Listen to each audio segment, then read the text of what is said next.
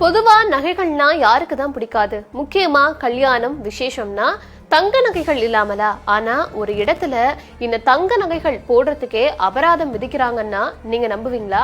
வாங்க அந்த செய்தி என்னன்னு டீட்டெயிலா பார்க்கலாம்.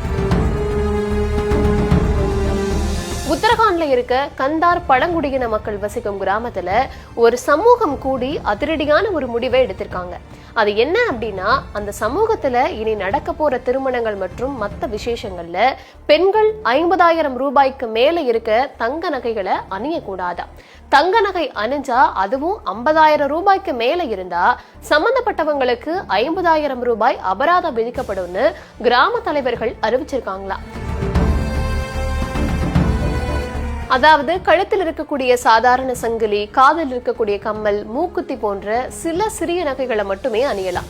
நெக்லஸ் போன்ற ரொம்ப ஆடம்பரமான நகைகளை இனிமே அணியக்கூடாதுன்னு ஸ்ட்ரிக்டா சொல்லியிருக்காங்களாம். இப்படி ஒரு வினோதமான முடிவை எடுத்ததுக்கான காரணம் ரொம்பவே முக்கியமா இருக்கு. இந்த மக்கள் சொல்றது என்னன்னா, விசேஷங்கள் குறிப்பா திருமணங்களுக்காக எளிய மக்கள் கடன் வாங்கி தவிக்கிறத தடுப்பதற்காக தான் இந்த அறிவிப்புன்னு சொல்றாங்க.